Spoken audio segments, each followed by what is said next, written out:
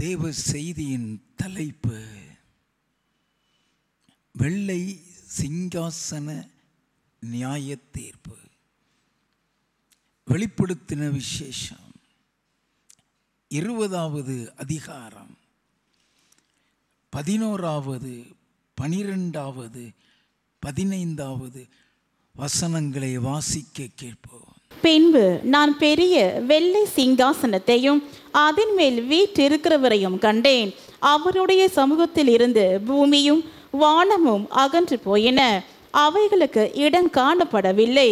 மரித்தோராகிய சிறியோரையும் பெரியோரையும் தேவனுக்கு முன்பாக நிற்க கண்டேன். அப்பொழுது புஸ்தகங்கள் திறக்கப்பட்டன. ஜீவ புஸ்தகம் என்னும் வேறொரு புஸ்தகமும் திறக்கப்பட்டது. அப்பொழுது அந்த புஸ்தகங்களில் எழுதப்பட்டவைகளின்படியே மரித்தோர் தங்கள் தங்கள் கிரியைகளுக்கு தக்கதாக நியாய தீர்ப்படைந்தார்கள். ஜீவ புஸ்தகத்தில் எழுதப்பட்டவனாக காணப்படாதவன் எவனோ அவன் அக்கினி கடலிலே தள்ளப்பட்டான். கடைசி நாளில் நடைபெற போகிற நியாய தீர்ப்பை குறித்து நாம் வாசிக்க கேட்டோம். இந்த நியாய தீர்ப்பை குறித்து வேதத்தில் பல இடங்களில் எழுதப்பட்டுள்ளது.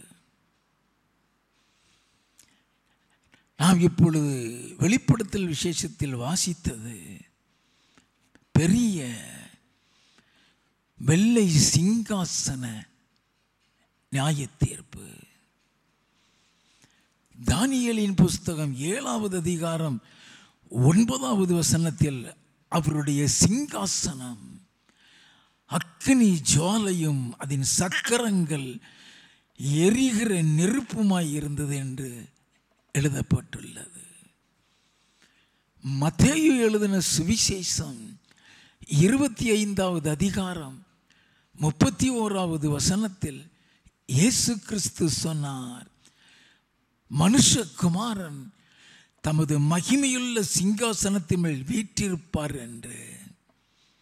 பிரசங்கியின் புஸ்தகம் 3வது அதிகாரம் 17வது வசனத்தை வாசித்து பார்ப்போமானால், சகல எண்ணங்களையும் சகல செய்கைகளையும் நியாயந்தீர்க்கக்கூடிய இனி இருக்கிறபடியினால் சன்மார்க்கனையும் துன்மார்க்கனையும் தேவன் நியாயம் தீர்ப்பார் என்று எழுதப்பட்டுள்ளது. சகல எண்ணங்களுக்கும் சகல செய்கைகளுக்கும் நியாய தீர்ப்பு இருக்குமானால் நாம் எவ்வளவு பயத்தோடு தேவ பக்தியோடு வாழ வேண்டும் என்பதை நாம் அறிந்து கொள்ள வேண்டும். இந்த நியாய தீர்ப்பை குறித்து என் ஆண்டவர் இயேசு கிறிஸ்து சொன்னார். யோவான் எழுதின சுவிசேஷம் 5வது அதிகாரம் 27 முதல் 29 வரை வாசிக்க கேட்போம்.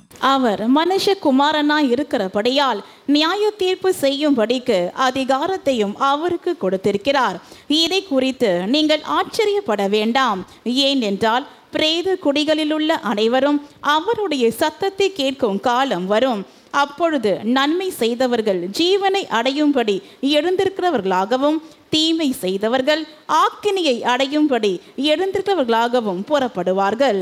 இயேசு கிறிஸ்து சொன்னாரே, பிரேத குழியில் உள்ள அனைவரும் அவருடைய சத்தத்தை கேட்கும் காலம் வரும்.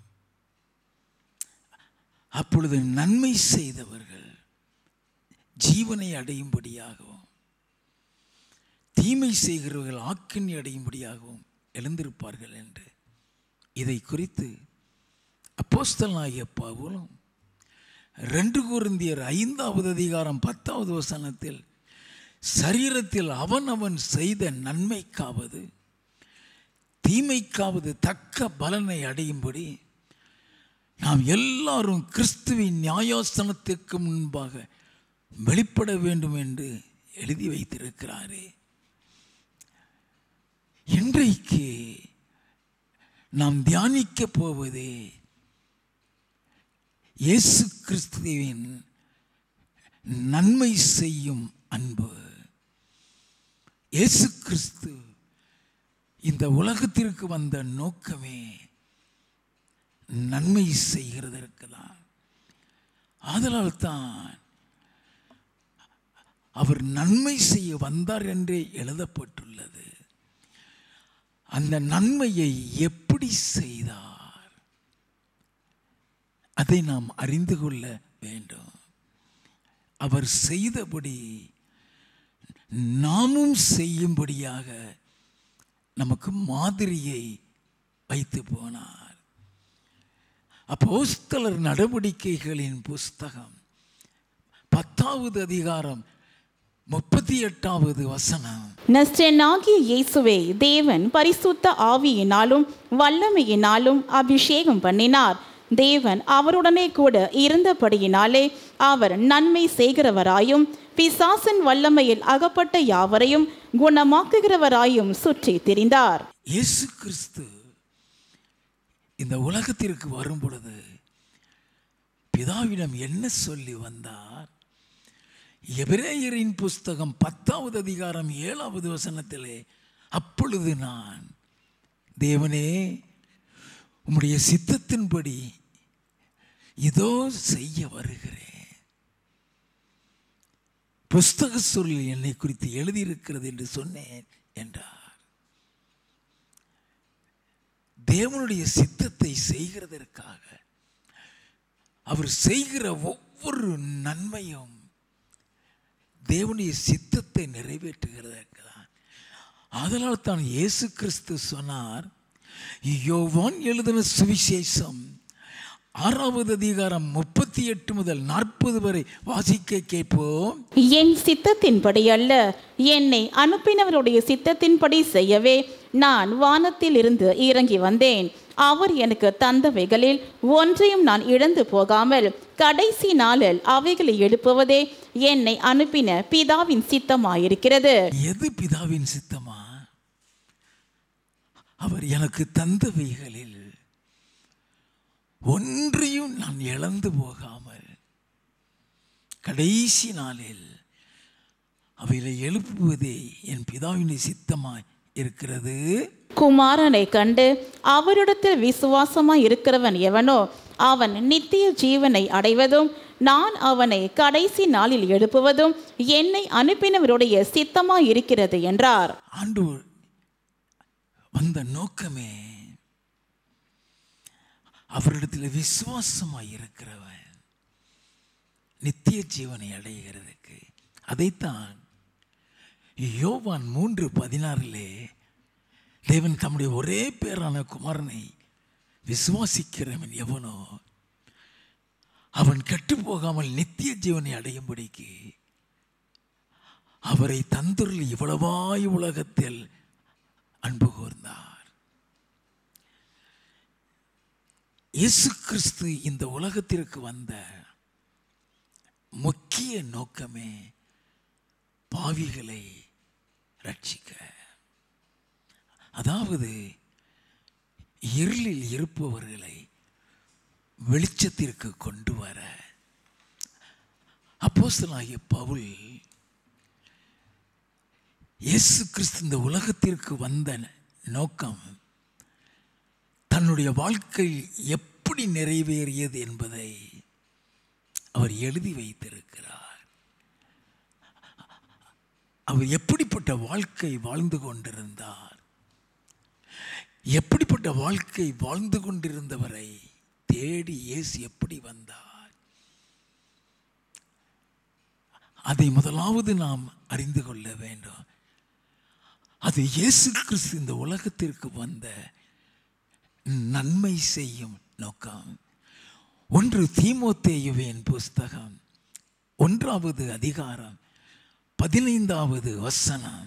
பாவிகளை ரட்சிக்க கிறிஸ்து இயேசு உலகத்தில் வந்தார் என்கிற வார்த்தை உண்மையும் எல்லா அங்கீகரிப்புக்கும் பாத்திரமுமானது. அவர்களில் பிரதான பாவி நான். பாவிகளை ரட்சிக்க கிறிஸ்து இயேசு இந்த உலகத்தில் வந்தார் என்கிற வார்த்தை உண்மையும் எல்லா அங்கீகரிப்புக்கும் பாத்திரமானது. ஏன்னா அவன் எல்லாரிலும் நான் பிரதான பாவி, என்னை ரட்சித்தார்னு சொல்றான். நல்ல கவனிங்க. ஒரு பாவியை மனம் திரும்ப வைக்கும் பொழுது உலகத்திலேயே நாம் செய்கிற மிகப்பெரிய நன்மை. அவன் எப்படிப்பட்ட பாவியாயிருந்தான்?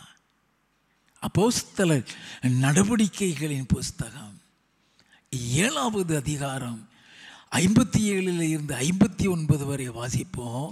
அப்பொழுது அவர்கள் உரத்த சத்தமாய் கூக்குரலிட்டு தங்கள் காதுகளை அடைத்து கொண்டு ஒருமனப்பட்டு அவன் மேல் பாய்ந்து அவனை நகரத்துக்கு புறம்பே தள்ளி அவனை கல் எறிந்தார்கள்.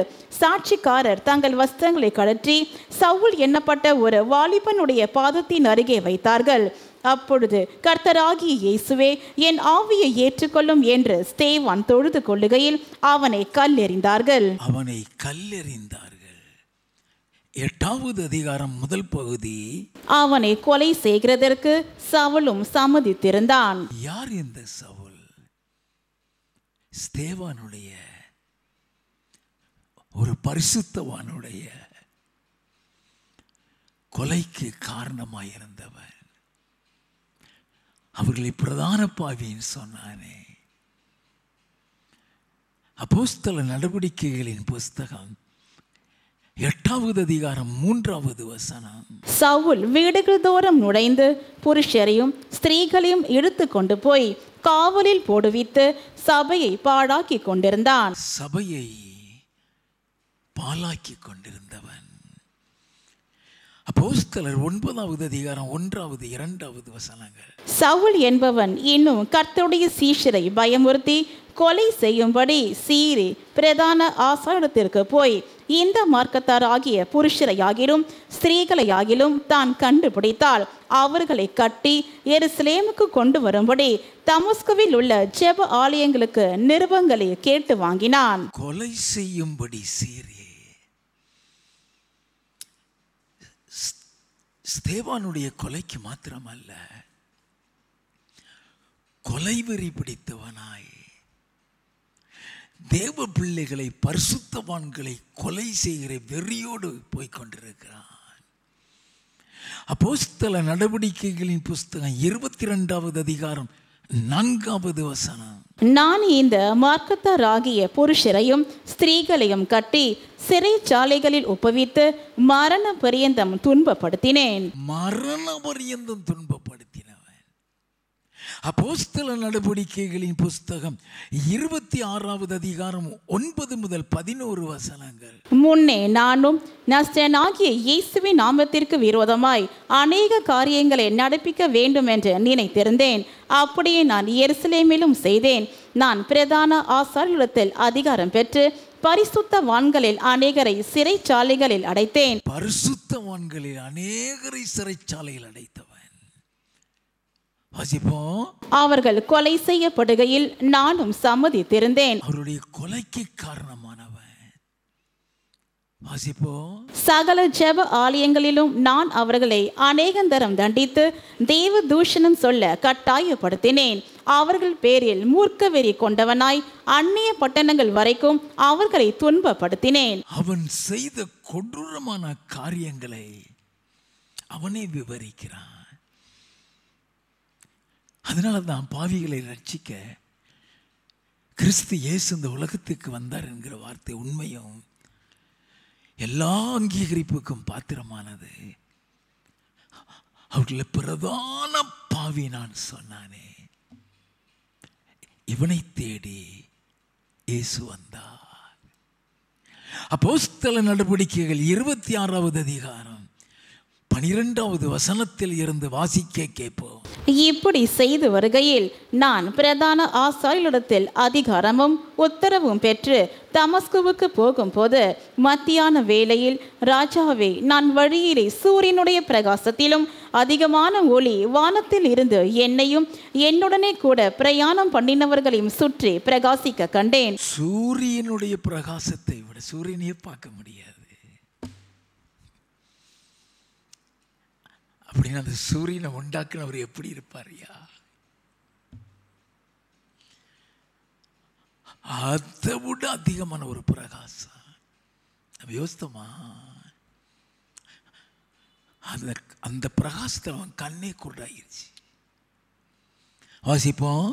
நாங்கள் எல்லாரும் தரையிலே விழுந்தபோது, சவுலே சவுலே, நீ ஏன் என்னை துன்பப்படுத்துகிறாய்? முள்ளில் உதைக்கிறது உனக்கு கடினமா என்று எபிரேய பாஷையிலே என்னுடனே சொல்லுகிற ஒரு சத்தத்தை கேட்டேன். நல்லா கவனிங்க.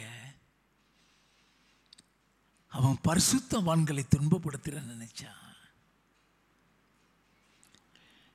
தேவ பிள்ளைகளை துன்பப்படுத்துகிற நினைச்சான். சபைக்கு விரோதமாக காரியங்களை செய்து கொண்டிருக்கிற நினைச்சான். ஆனா அது இயேசுவுக்கு விரோதமானது நம்மளுக்கு தெரியாது.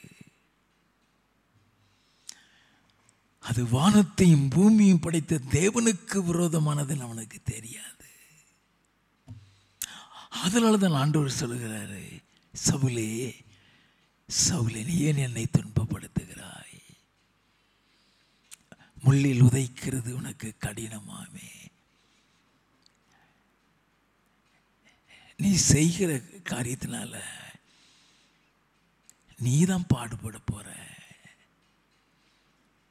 எல்லாம் கவனிக்க வேண்டாம். வாசிப்போம். அப்பொழுது நான், ஆண்டவரே, நீர் யார் என்றேன். அதற்கு அவர், நீ துன்பப்படுத்துகிற இயேசு நானே. நீ துன்பப்படுத்துகிற இயேசு நானே. அவன் மனுஷனுக்கு விரோதமாய் செய்கிறேன்னு நினைக்கிறான். மனுஷனுக்கு தீமை செஞ்ச நினைச்சிட்டு இருக்கிறான்.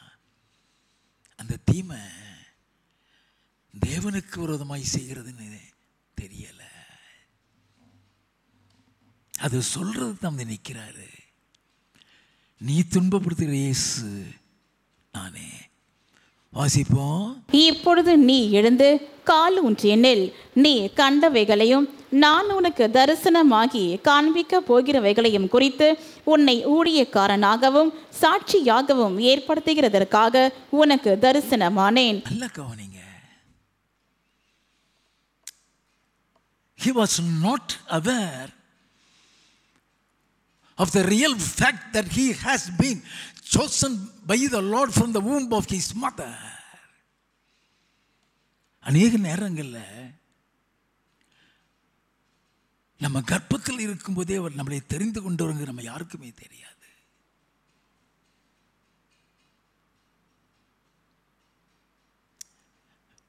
உன்னை அந்த சபைக்கு கொண்டு வந்திருக்கிறாரா? நீ தெரிந்து கொள்ளப்பட்டவன், நீ தெரிந்து கொள்ளப்பட்டவள்.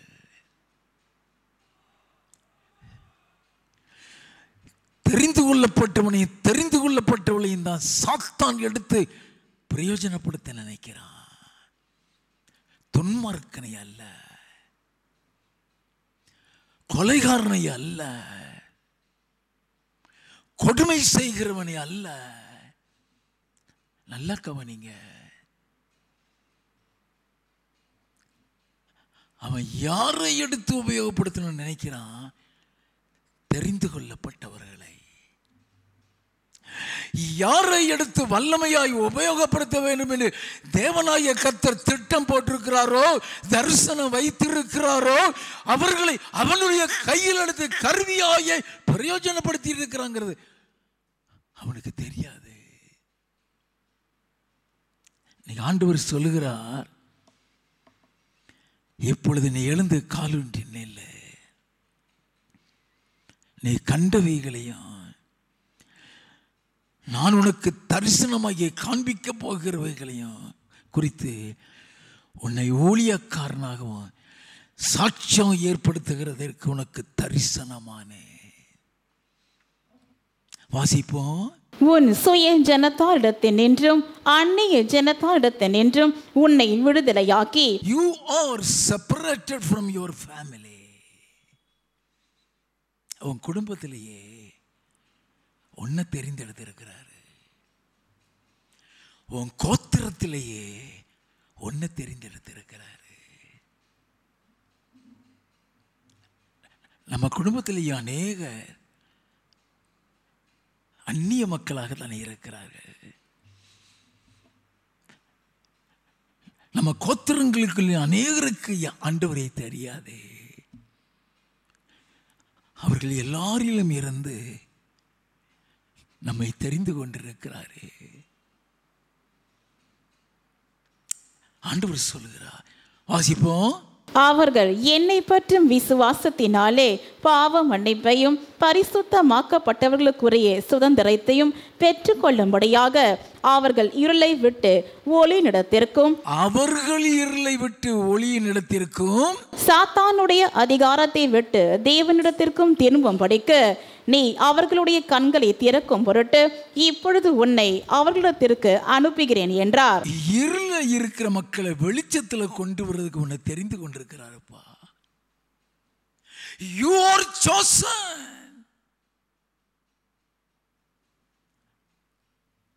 நமக்கு தெரியாது, நம்ம முடங்கி போய் உட்கார்ந்து இருக்கிறோம், நம்ம கட்டப்பட்டவர்களை போல உட்கார்ந்து இருக்கிறோம். அவர் ஒரு நோக்கத்தோடு கொண்டு வருகிறார், ஒரு தரிசனத்தோடு கொண்டு வருகிறார். நம்முடைய குடும்பத்தில் உள்ளவங்களை வெளிச்சத்துக்கு கொண்டு வர, நம்மளே அறியாதவர்களை இருளிலிருந்து வெளியே கொண்டு வர, சாத்தானுடைய அதிகாரத்தை விட்டு தேவனிடத்தில் திரும்பும்படிக்கு. எப்படிப்பட்ட வார்த்தை! யாரை பார்த்து சொன்னார்? கொலைகாரனை. யாரை பற்றி சொன்னார்? ஸ்தேவானுடைய மரணத்துக்கு காரணமாய் இருந்தவனை. யாரை பார்த்து சொன்னார்? பரிசுத்தவான்களில் அநேகரை சிறையில் போட்டு கொடுமைப்படுத்துகிறவரை பார்த்து சொன்னார். You are chosen. நீ தெரிந்து கொள்ளப்பட்டவள், நீ தெரிந்து கொள்ளப்பட்டவன்.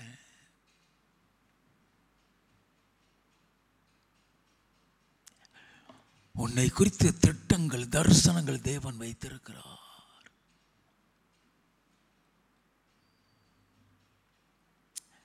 உலகமெங்கும் உன்னை கொண்டு செல்ல தரிசனங்கள் வைத்திருக்கிறார். அந்த திட்டங்களை, அந்த தரிசனங்களை முடக்கும்படியாக, தேவனுடைய திட்டம் தரிசனம் நிறைவேறாமல் இருக்கும்படியாக சாத்தான் உங்கள் கண்களை குருடாக்கி வைத்திருக்கிறான். நல்லா கவனிக்க வேண்டும். ஆதலால் தான் ஆண்டவர் அவனுக்கு தரிசனமாகி சொல்லுகிறார். வாசிப்போம். ஆகையால் அகிரிப்பா ராஜாவே, நான் அந்த பரம தரிசனத்துக்கு கீழ்ப்படியாதவனாய் இருக்கவில்லை. அந்த பரம தரிசனத்துக்கு கீழ்ப்படியாதவனாய் இருக்கவில்லை. முன்பு தமஸ்குவிலும் எருசலேமிலும் யூதேயா தேசம் எங்கும் உள்ளவிடத்திலும் பின்பு புற ஜாதியாரிடத்திலும் நான் போய் அவர்கள் தேவனிடத்திற்கு மனம் திரும்பி குணப்படவும் மனம் திரும்புதலுக்கேற்ற கிரியைகளை செய்யவும் வேண்டும் என்று அறிவித்தேன். கொலைவெறி பிடித்து அலைந்தவனை, இருளில் இருந்தவனை மனம் திரும்ப வைத்து,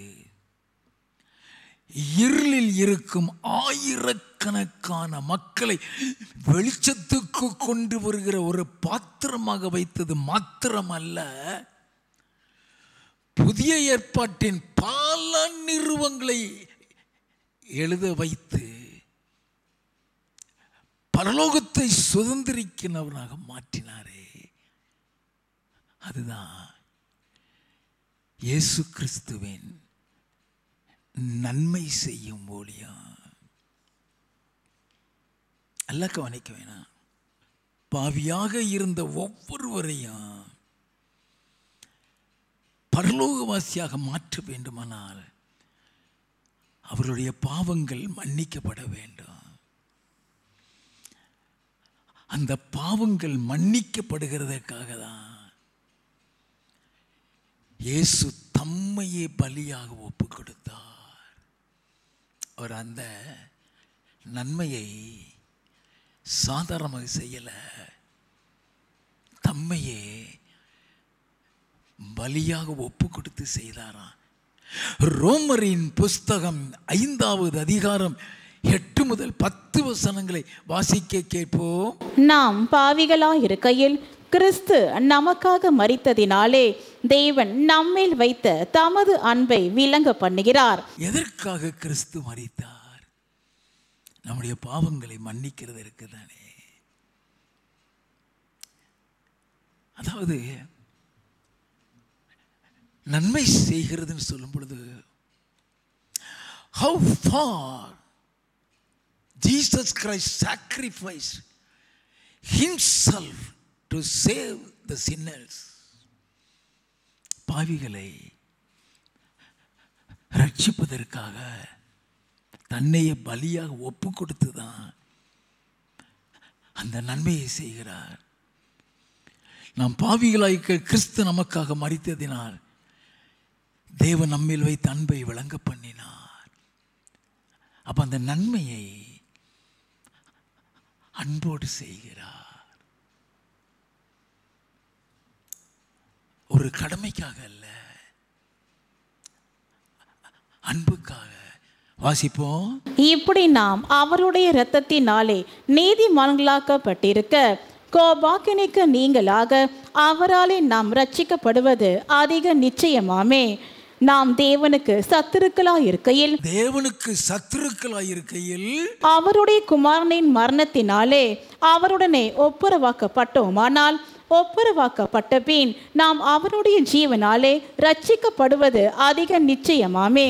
இந்த மரணம் சொல்றது, அல்லது இந்த பாடுகள் சொல்றது, அல்லது இந்த ரத்தம் சிந்துதல் சொல்றது பாவங்களை மன்னிக்கிறது மாத்திரம் அல்ல, அது நிமித்தம் பிதாவோடு கூட ஒப்புரவாக்குதலை ஏற்படுத்துகிறார்.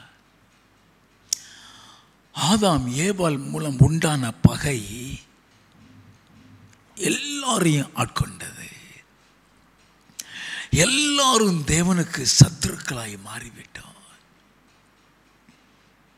அதை நீக்கும்படியாக தான் அவர் சிலுவையிலே ரத்தம் சிந்துகிறார். கொலோசேயரின் புஸ்தகம் 1வது அதிகாரம் 14வது வசனம். குமாரனாகிய அவருக்குள் அவருடைய இரத்தத்தினாலே பாவ மன்னிப்பாகிய மீட்பு நமக்கு உண்டாயிருக்கிறது. அவருடைய இரத்தத்தினாலே நமக்கு பாவ மன்னிப்பு கிடைத்திருக்கிறது. 20:21. அவர் சிலுவையில் சிந்தின இரத்தத்தினாலே சமாதானத்தை உண்டாக்கி பூலோகத்தில் உள்ளவைகள் பரலோகத்தில் உள்ளவைகள் யாவையும் அவர் மூலமாய் தமக்கு ஒப்புரவாக்கி கொள்ளவும் அவருக்கு பிரியமாயிற்று. முன்னே அந்நியராயும் துர்க்கிரியைகளினால் மனதிலே சத்துருக்களாயும் இருந்த உங்களையும் பரிசுத்தராகவும் குற்றமற்றவர்களாகவும் தண்டிக்கப்படாதவர்களாகவும் தமக்கு முன் நிறுத்தும்படியாக அவருடைய மாம்ச சரீரத்தில் அடைந்த மரணத்தினாலே இப்பொழுது ஒப்புரவாக்கினார். அது சாதாரணமான ஒரு நன்மை அல்ல, அது கடமைக்காக செய்த நன்மை அல்ல. தம்மையே பலியாக ஒப்பு கொடுத்து, இன்னைக்கு இந்த சபையில் உட்கார்ந்திருக்க திரள் கூட்டத்தை அவருடைய ராஜ்யத்தை சுதந்திரிக்கக்கூடிய பரிசுத்தவான்களாக குற்றமற்றவர்களாக நிறுத்தும்படிக்கு தம்முடைய மாம்ச சரீரத்தில் அடைந்த மரணத்தினால் அவரோடு கூட நம்மை ஒப்புரவாக்கினாரே. எப்படிப்பட்ட ஒரு நன்மையை செய்திருக்கிறார்! எல்லாம் யோசித்து பார்க்க வேண்டாம். அந்த நன்மையை செய்ய தேவன் தம்முடைய அன்பை வெளிப்படுத்தி காண்பித்தார். அப்போஸ்தலர் 10:38 அவர் நன்மை செய்கிறவராய் பிசாசின் வல்லமையில் அகப்பட்ட யாவரையும் குணமாக்குகிறவராய் சுற்றி திரிந்தார் என்று எழுதப்பட்டிருக்கிறது.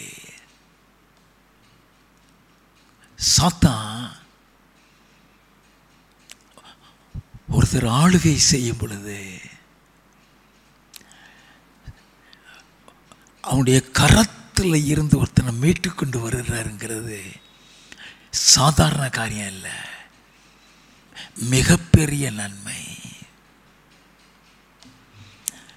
மார்க் எழுதின சுவிசேஷம் 9வது அதிகாரம் 17வது 18வது வசனங்கள்.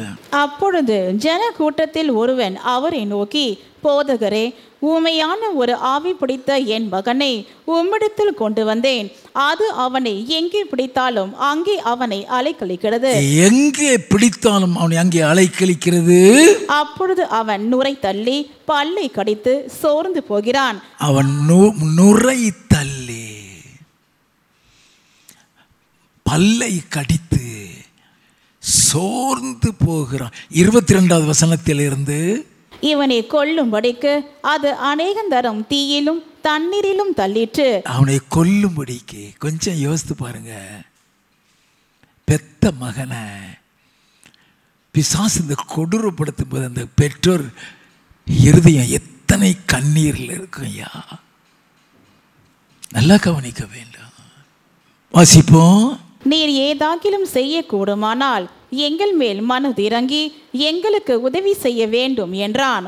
இயேசு அவனை நோக்கி, நீ விசுவாசிக்க கூடுமானால் ஆகும், விசுவாசிக்கிறவனுக்கு எல்லாம் கூடும் என்றார்.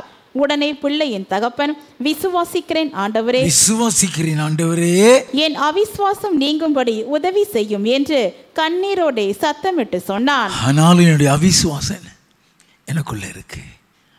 இவனுக்கு விடுதலை கிடைச்சிருமா? இவன் சுகமாயிருவானா? நல்லா கவனிங்க.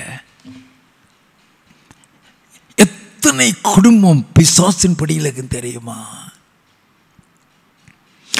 எத்தனை குடும்பங்களுக்கு விரோதமாக மந்திரங்கள் சூனியங்கள் வைத்துக் கொண்டிருக்கிறார்கள். அவர்களை விடுதலை செய்கிறதுங்கிறது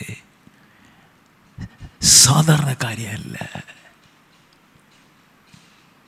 நன்மை செய்கிறது. வாசிப்போம். அப்பொழுது ஜனங்கள் கூட்டமாய் ஓடி வருகிறதை இயேசு கண்டு அந்த அசுத்த ஆவியை நோக்கி, ஊமையும் செவிடுமான ஆவியே, இவனை விட்டு புறப்பட்டு போ, இனி இவனுக்குள் போகாதே என்று நான் உனக்கு கட்டளையிடுகிறேன் என்று அதை அதட்டினார்.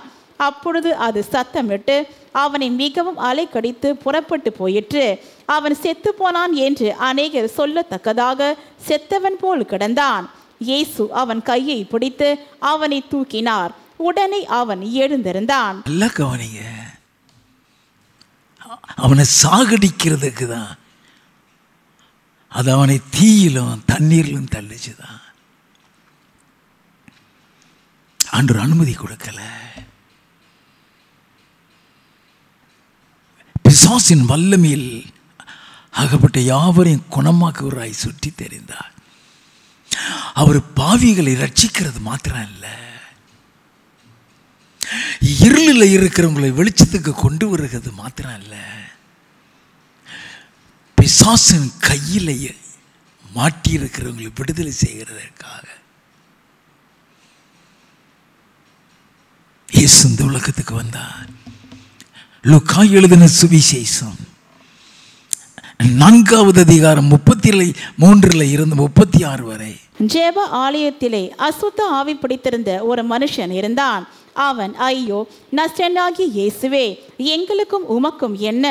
எங்களை கெடுக்கவா வந்தீர்? உம்மை இன்னார் என்று அறிவேன், நீர் தேவனுடைய பரிசுத்தர் என்று உரத்த சத்தமிட்டான். அதற்கு இயேசு, நீ பேசாமல் இவனை விட்டு புறப்பட்டு போ என்று அதை அதட்டினார். அப்பொழுது பிசாசு அவனை ஜனங்களின் நடுவே விழ தள்ளி அவனுக்கு ஒரு சேதமும் செய்யாமல் அவனை விட்டு போய்விட்டது. எல்லாரும் ஆச்சரியப்பட்டு இது என்ன வார்த்தையோ, அதிகாரத்தோடும் வல்லமையோடும் அசுத்த ஆவிகளுக்கும் கட்டளையிடுகிறார், அவைகள் புறப்பட்டு போகிறதே என்று ஒருவரோடொருவர் பேசிக் கொண்டார்கள். நல்லா கவனிக்க வேண்டாம். நன்மை செய்கிறவராய் பிசாசின் வல்லமையில் அகப்பட்டவர்களை குணமாக்குவராய் சுற்றி தெரிந்தாரே. பிசாசை எப்படி விரட்டினாரா? இது என்ன வார்த்தையோ, அதிகாரத்தோடும் வல்லமையோடும் பிசாசுக்கு கட்டளையிடுகிறாரே.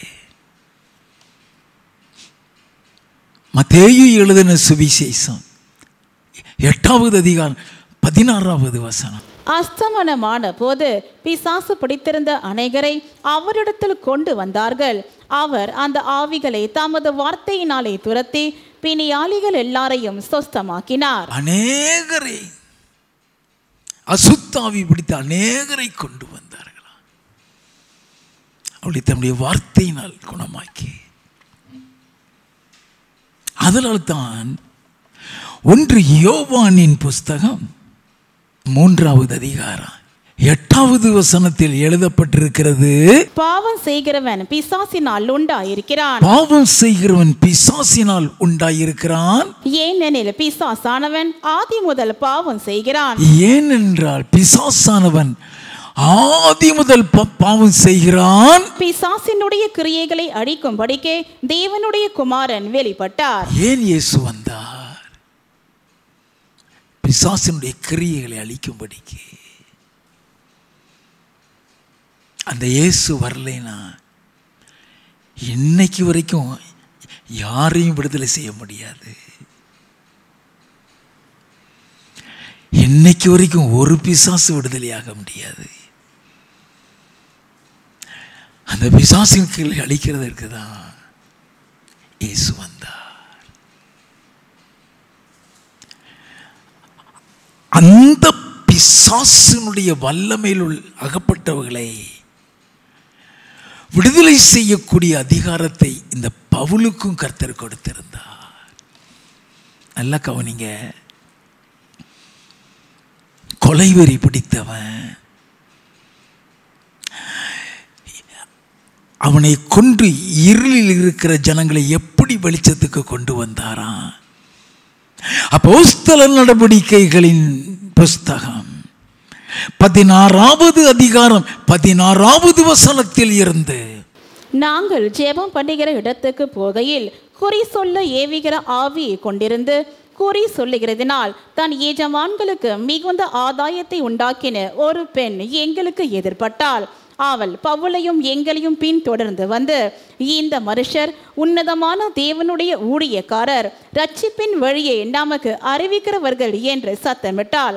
இப்படி அநேக நாள் செய்து கொண்டு வந்தால் பவுல் சீனங்கொண்டு திரும்பி பார்த்து, நீ இவளை விட்டு புறப்படும்படி இயேசு கிறிஸ்துவின் நாமத்தினாலே உனக்கு கட்டளையிடுகிறேன் என்று அந்த ஆவியுடனே சொன்னான். அவ தீமையாவா சொன்னா? ஏன் சீனங்கொண்டான்? நல்லா கவனிங்க. அவன் ஏன் சீனங்கொண்டான்? அவர்கள் அவனை பெருமைப்படுத்தி பேசுகிறான். ஒருத்தவனை புகழ்ந்துட்டாலே உனக்கு ஐயோன்னு ஆண்டவர் சொல்றாரு. அதனால தான் இயேசுட்ட வந்து நல்ல போதகரேன்னு சொன்ன உடனே அடுத்த செகண்ட் சொல்றாரு, என்ன நல்லவன் சொல்ல யார் பாரு, தேவனை தவிர ஒருத்தன் கூட நல்லவன் இல்லைப்பா. ஏன் சொன்னாரு?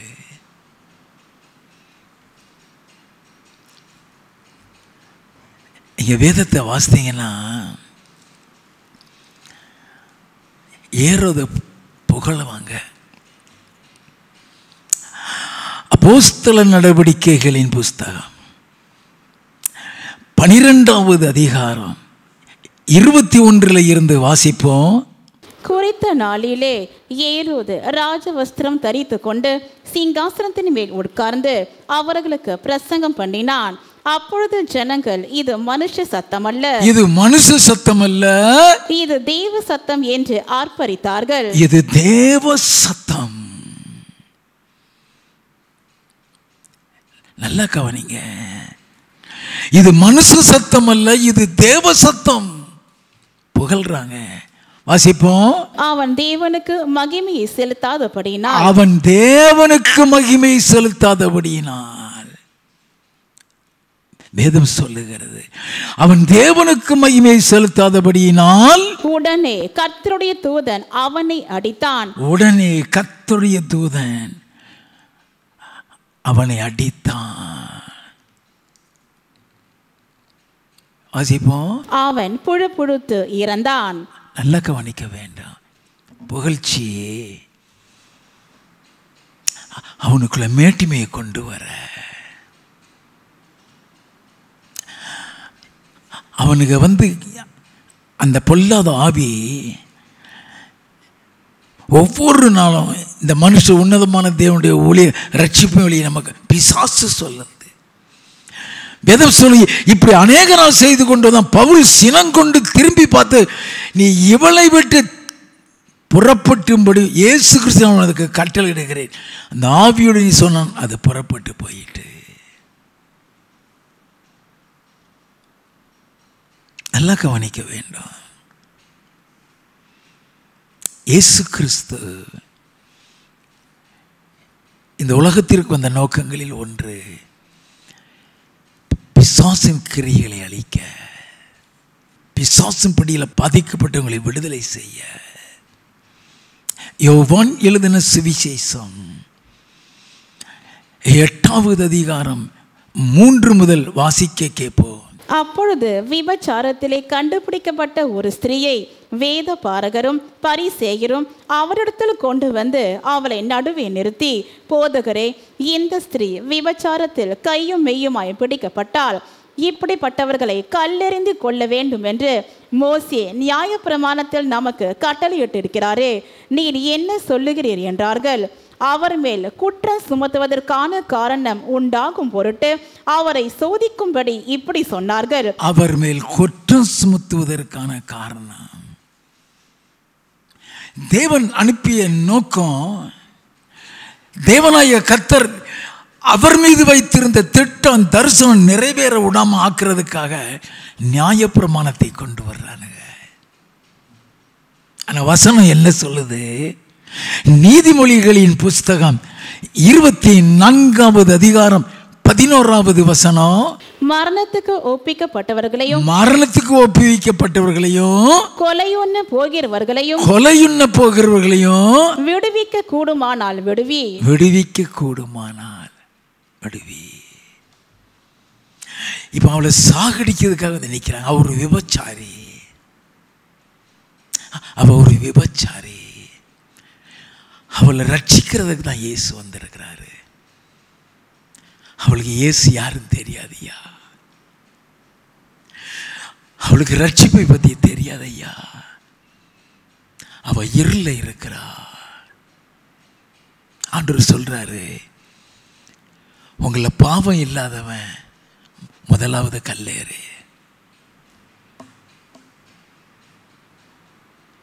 உங்களை பாவம் இல்லாதவன் மேல கல்லேறிங்கிறாரு. யோவான் 8:9. அவர்கள் அதை கேட்டு தங்கள் மனசாட்சியினால் கடிந்து கொள்ளப்பட்டு பெரியோர் முதல் சிறியோர் வரைக்கும் ஒவ்வொருவராய் போய்விட்டார்கள். இயேசு தனித்திருந்தார். அந்த ஸ்திரீ நடுவே நின்றாள். வாசிப்போம். இயேசு நிமிர்ந்து அந்த ஸ்திரீயை தவிர வேறொருவரையும் காணாமல், ஸ்திரீயே, உன்மேல் குற்றம் சாட்டினவர்கள் எங்கே? ஒருவனாகிலும் உன்னை ஆக்கினைக்குள்ளாக தீர்க்கவில்லையா என்றார்.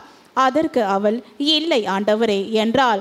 இயேசு அவளை நோக்கி, நானும் உன்னை ஆக்கினைக்குள்ளாக தீர்க்கிறதில்லை, நீ போ, இனி பாவம் செய்யாதே என்றார். நானும் உன்னை ஆக்கினைக்குள்ளாக தீர்க்கல, நீ போ, இனி பாவம் செய்யாத. சால்வேஷன்ல என்ன தெரியுமா? ஒன் டைம் தான். நீ செய்த சகல பாவம் மன்னிக்கப்பட்டான், இனி பாவம் செய்யாத. அதனாலதான் 2 கொரிந்தியர் 5:17 ஒருவன் கிறிஸ்துவுக்குள் இருந்தால் புது சிருஷ்டியா இருக்கிறான், பழையவைகள் ஒளிந்து போயின, எல்லாம் புதிதாயின. நீ ரட்சிக்கப்பட்டிரு பழைய பாவத்துக்குள்ள போனீன்னா, நாய் தன் கக்குனதையை திங்க போனதுக்காக போன கதைன்னு சொல்லி எழுதப்பட்டிருக்கோம். நல்லா கவனிக்க வேண்டும். மரணத்துக்கு ஒப்புவிக்கப்பட்ட அவளை அந்த மரணத்தில் இருந்து காப்பாற்றி விட்டு நானும் உன்னை ஆக்கினைக்குள்ளாக தீர்க்கலன்னு சொன்ன அர்த்தம் தெரியுமா? நியாய தீர்ப்புல இருந்து தப்பிச்சிட்டான்னு அர்த்தம். ஐயா, நியாய தீர்ப்பு கொடுக்கிற இவர் தான், பிதா இல்லை. அந்த அதிகாரத்தை குமாரனுக்கு தான் கொடுத்திருக்கிறாரு. அந்த நியாய தீர்ப்பு நாள்ல நீ குற்றமற்றவளா இருப்ப. இனி பாவம் செய்யாத. நானும் உன்னை ஆக்கினைக்குள்ளாக தீர்க்கவில்லை, இனி பாவம் செய்யாத.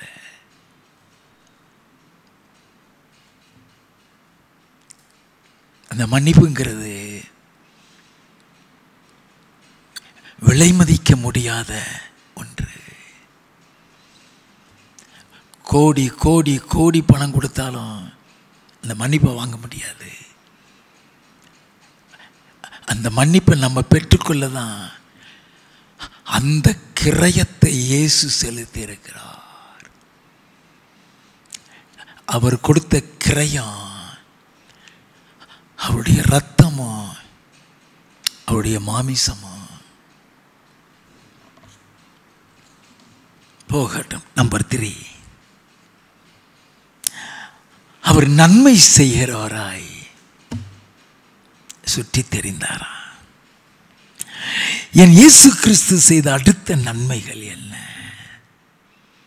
மத்தேயு எழுதின சுவிசேஷம் 4வது அதிகாரம் 15 முதல் 17 வசனங்கள். இருளில் இருக்கும் ஜனங்கள் பெரிய வெளிச்சத்தை கண்டார்கள். மரண இருளின் திசையில் இருக்கிறவர்களுக்கு வெளிச்சம் உதித்தது என்று ஏசாயா தீர்க்கதரிசியினால் உரைக்கப்பட்டது நிறைவேறும்படி இப்படி நடந்தது. அது முதல் இயேசு, மனம் திரும்புங்கள், பரலோக ராஜ்யம் சமீபித்திருக்கிறது என்று பிரசங்கிக்க தொடங்கினார். இயேசுவுடைய பிரசங்கமே ரிப்பன்ட். நல்லா கவனிங்க. The kingdom of God is near. பரலோக ராஜ்யம் சமீபமாய் இருக்கிறது. 23-24. பின்பு இயேசு கலிலேயா எங்கும் சுற்றி நடந்து அவர்களுடைய ஜெப ஆலயங்களில் உபதேசித்து ராஜ்யத்தின் சுவிசேஷத்தை பிரசங்கித்து ஜனங்களுக்கு உண்டாயிருந்த சகல வியாதிகளையும் சகல நோய்களையும் நீக்கி சொஸ்தமாக்கினார். ஆண்டவர் பிரசங்கம் மட்டும் செய்து கொண்டிருக்கவில்லை, பாவிகளை ரட்சித்துக் கொண்டு மட்டும் இருக்கவில்லை,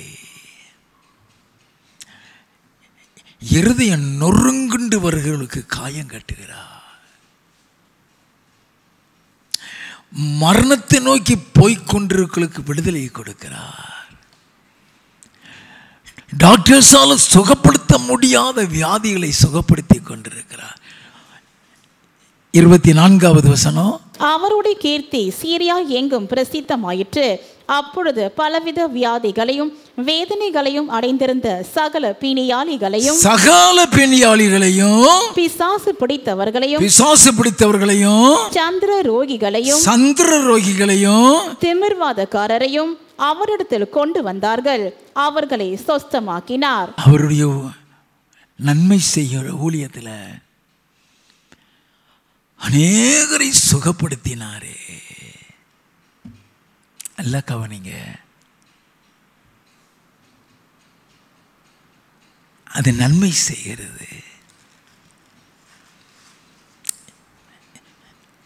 யோவான் அவருக்கு ஆள் அனுப்பி வருகிறவர் நீர்தானா அல்லது வேறொரு வர காத்திருக்கணுமா கேட்குறான். என்ன பதில் சொன்னார் தெரியுமா? மத்தேயு எழுதின சுவிசேஷம் 11வது அதிகாரம் 2வது வசனத்தில் இருந்து.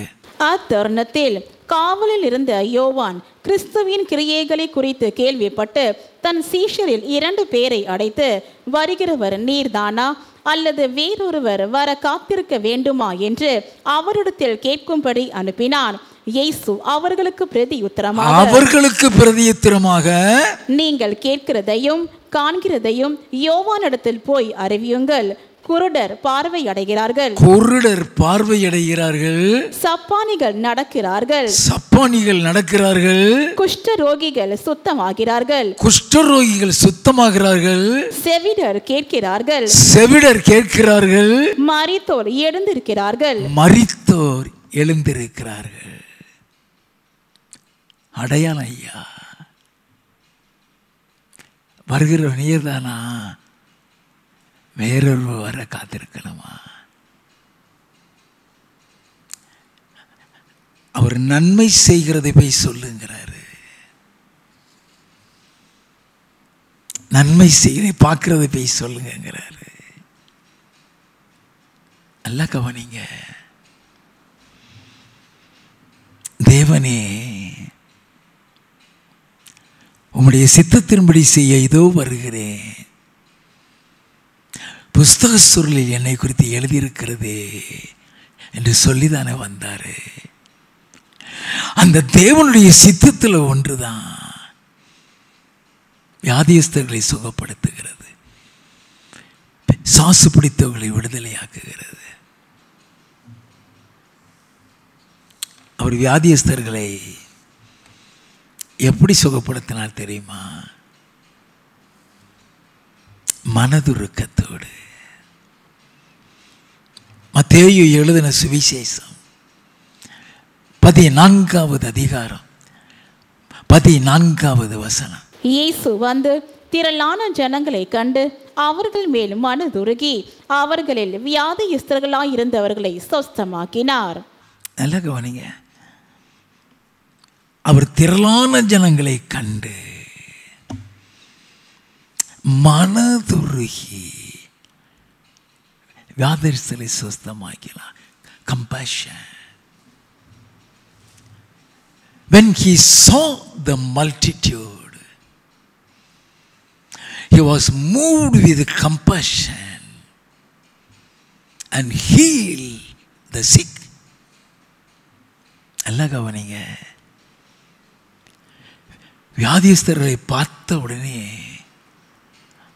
ஒருத்தங்க அழுதுட்டாங்கன்னா அவரால் தாங்க முடியாது. மார்க் எழுதின சுவிசேஷம் 1வது அதிகாரம் 39 42 வரைக்கும். கலிலேயா நாடெங்கும் அவர்களுடைய ஜெப ஆலயங்களில் அவர் பிரசங்கம் பண்ணி கொண்டும் பிசாசுகளை துரத்தி கொண்டும் இருந்தார். அப்பொழுது குஷ்டரோகி ஒருவன் அவரிடத்தில் வந்து அவர் முன்பாக முழங்கால் படியிட்டு உமக்கு சித்தமானால் என்னை சுத்தமாக்க உம்மால் ஆகும் என்று வேண்டிக் கொண்டான். அவன் எப்படி கேட்கிறான்? உமக்கு சித்தமானால் என்னை சுத்தமாக்க உம்மால் ஆகும். அவர் என்ன சொல்லிட்டு வந்தாரு? தேவனே, உம்முடைய சித்தத்தின்படி செய்து வருகிறேன். அப்போ அந்த குஷ்டரோகியை சுத்தமாக்குறது தேவனுடைய சித்தமா இருந்தா அதை எப்படி செய்கிறான்னு பார்ப்போம், வாசிப்போம். இயேசு மனதுருகி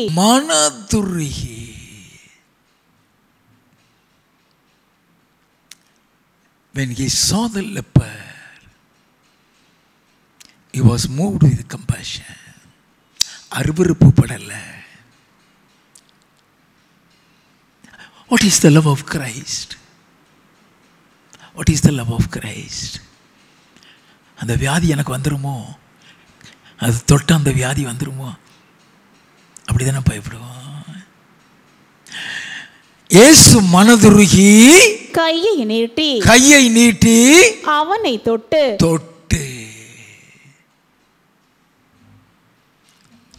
இயேசுவின் காலத்தில்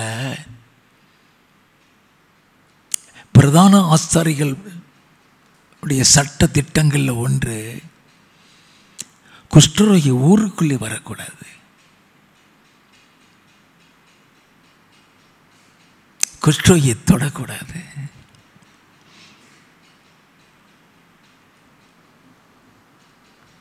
அவனை தொடுறாரியா? He was breaking the law.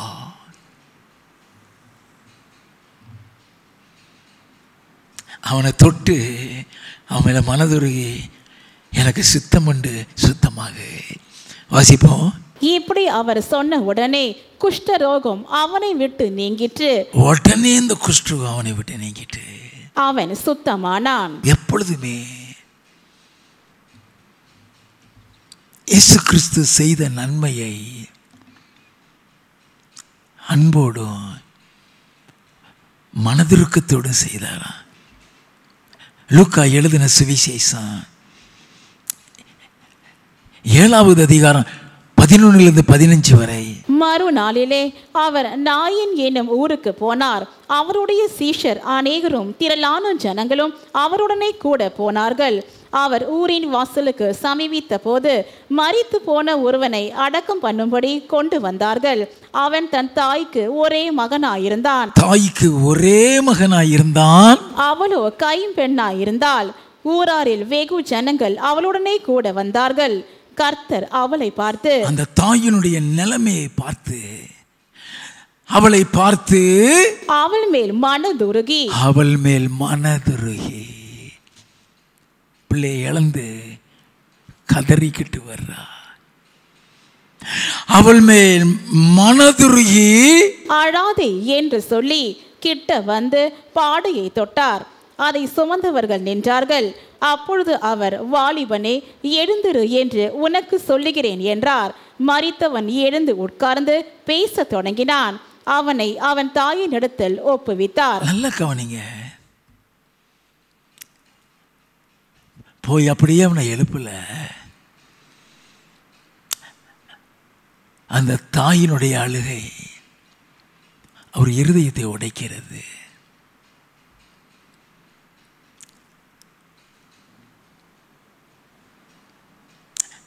மனதுருகிறாரு. அல்லாத முதல்ல அவளுடைய அழுகையை நிறுத்துறாரு. எப்பொழுதுமே when someone cries in front of Jesus, he was not able to bear. அவர் முன்னால் கண்ணீர் விட்டு அழுதுட்டீனா அவரால் தாங்க முடியாது. நீ கண்ணீர் விட்டு ஜெபித்து பாரு, காலையில் பதில் இருக்கும்.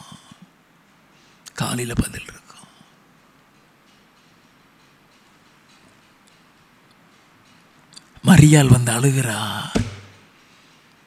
அவரால் தாங்க முடியல.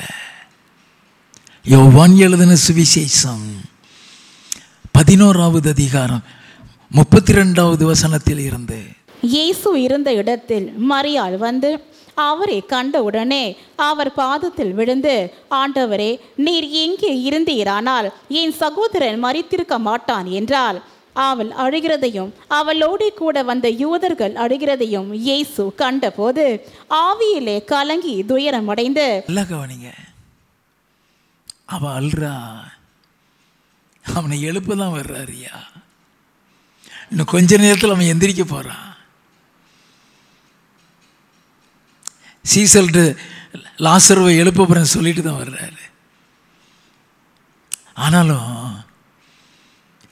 அவர் மரித்தவனுக்காக அல்ல,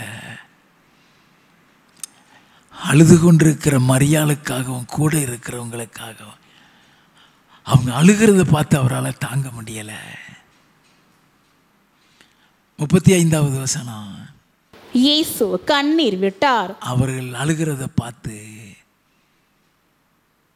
அவர் கண்ணீர் விட்டார். லாசர் உயிரோடு வந்துட்டான். அதுக்கப்புறம் அவனை எழுப்பு தான் வர்றாரு. வர்ற இடத்துல அவங்களுடைய அழுகையை அவரால் தாங்கிக் கொள்ள முடியலை.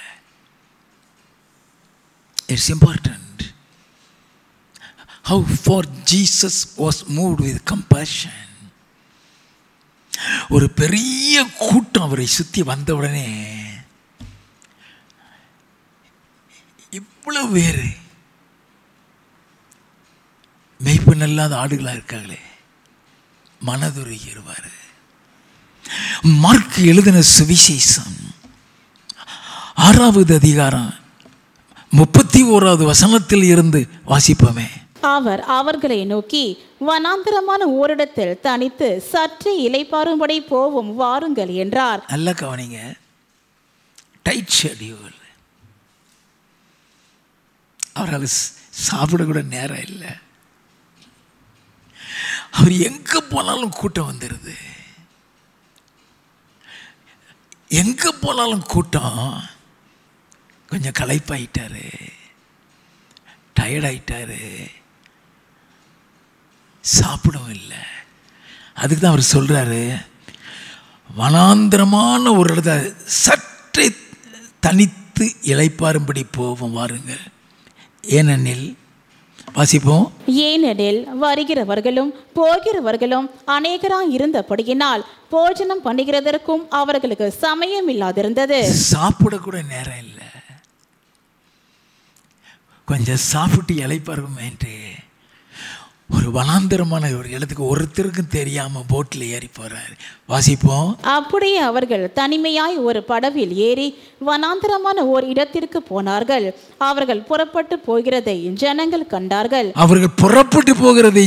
கண்டார்கள்.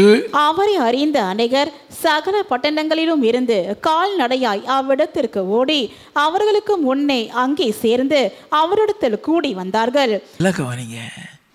யார்கிட்டையுமே சொல்லல, அவரு எங்க போகிறேன்னு சொல்லல. அவரு ஒருத்தருக்கும் தெரியாம சீசல்கிட்ட மட்டும் சொல்லிட்டு போட்டில் ஏறி போறாரு. அதை பார்த்துட்டான். காட்டு தீ மாதிரி செய்தி பரவிடுச்சு. கிட்டத்தட்ட ஒரு 5000 பேர் அங்க கூடிட்டான் இவர் போறதுக்கு முன்னால. வாசிப்போம். இயேசு கரையில் வந்து அநேக ஜனங்களை கண்டு, அவர் போட்டு விட்டு இறங்கும் போது பெரிய கூட்டம், 10-20 பேர் இல்ல, 5000. வாசிப்போம். அவர்கள் மெய்ப்பண்ணில்லாத ஆடுகளை போல் இருந்தபடியால் அவர்கள் மேல் மனதுருகி அநேக காரியங்களை அவர்களுக்கு உபதேசிக்க தொடங்கினார். அநேக காரியங்களை பிரசங்கிக்க ஆரம்பிக்கிறார். பசிய பார்க்கல, பலவீனத்தை பார்க்கல,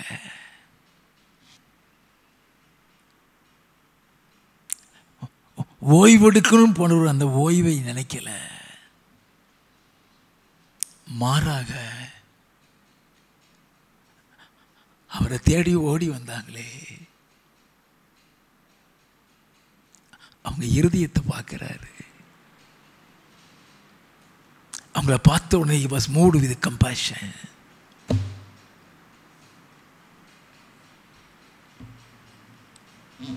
அதுதான் கிறிஸ்துவின் அன்பு.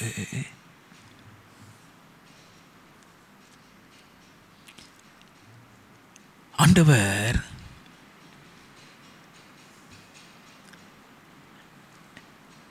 கொண்டு வருகிற ஒவ்வொருவருடையும்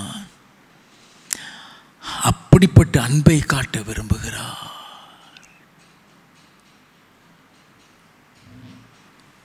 இயேசுவுக்கு கர்த்தர் கொடுத்த அபிஷேகம் எதற்காகவா? நன்மை செய்ய.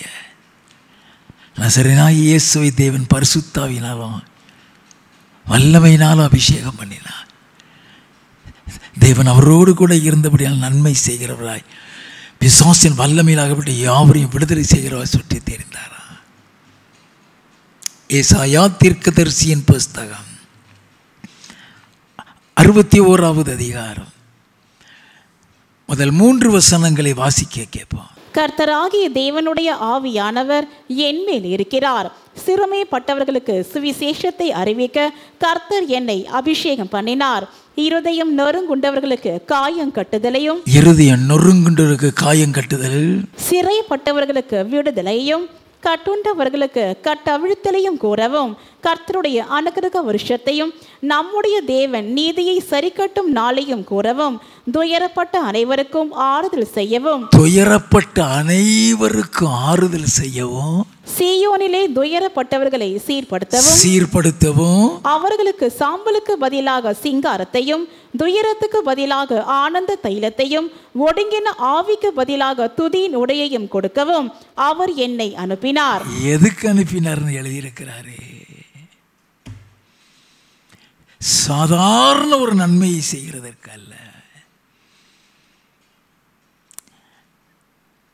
அவர் கொண்டு வர்றாரே, இருதயம் நொறுங்குண்டவர்கள், சிறைப்பட்டவர்கள், கண்ணீரில் இருக்கிறவர்கள் என்று சொல்லுகிறாரே, அவர்களை குறித்து என்ன சொல்லுகிறார்? வாசிப்போம். அவர்கள் கர்த்தர் தம்முடைய மகிமைக்கென்று நாட்டின நீதியின் விருட்சங்கள் எண்ணப்படுவார்கள். யாரா? அவர்கள் கர்த்தர் தம்முடைய மகிமைக்கென்று நாட்டின நீதியின் விருட்சங்கள். அவர்களை குறித்து திட்டம் வச்சிருப்பாரு, அவர்களை குறித்து தரிசனம் வச்சிருப்பாரு. இயேசு கிறிஸ்து இந்த நன்மை செய்கிற ஊழியத்தை செய்துவிட்டு மேலே போறாரு. அப்போஸ்தலர் நடவடிக்கைகளின் புஸ்தகம் 1வது அதிகாரம் 9வது வசனம். இவைகளை அவர் சொன்ன பின்பு அவர்கள் பார்த்து கொண்டிருக்கையில் உயர எடுத்து கொள்ளப்பட்டார். அவர்கள் கண்களுக்கு மறைவாக ஒரு மேகம் அவரை எடுத்து கொண்டது. அவர்கள் பார்த்து கொண்டிருக்கும் போதே மேலே போயிட்டாரு. எங்க போனாரு? மார்க் எழுதின சுவிசேஷம் 16வது அதிகாரம் 19வது வசனம். இவ்விதமாய் கர்த்தர் அவர்களுடனே பேசின பின்பு பரலோகத்துக்கு எடுத்து கொள்ளப்பட்டு தேவனுடைய வலது பாரிசத்தில் உட்கார்ந்தார். பரலோகத்தில் போய் தேவனுடைய வலது பாரிசத்தில் உட்கார்ந்து விட்டு ஒரு எதிர்பார்ப்போடு இருக்கிறாரு. என்ன எதிர்பார்ப்பு தெரியுமா? வெளிப்படுத்தின விசேஷம் 3வது அதிகாரம் 21, 22. நான் ஜெயங்கொண்டு என் பிதாவினுடைய சிங்காசனத்திலே அவரோடு கூட உட்கார்ந்தது போல ஜெயம் கொள்ளுகிறவன் எவனோ அவனும் என்னுடைய சிங்காசனத்தில் என்னோடு கூட உட்காரும்படிக்கு அருள் செய்வேன். ஆவியானவர் சபைகளுக்கு சொல்லுகிறதை காதுள்ளவன் கேட்க கடவன் என்று எழுது என்றார். ஆவியானவர் சபைகளுக்கு சொன்னதை காதுள்ளவன் கேட்க கடவன். நான் ஜெயங்கொண்டு என் பிதாவின் சிங்காசனத்தில் அவரோடு கூட உட்கார்ந்திருக்கிறது போல ஜெயங்கொள்ளுகிறவன் எவனோ அவனும் என்னுடைய சிங்காசனத்தில் என்னோடு கூட இருக்க அருள் புரிவேன். He was waiting. கர்த்தருக்கு மகிமை உண்டாகட்டும் ஐயா. அல்லேலூயா.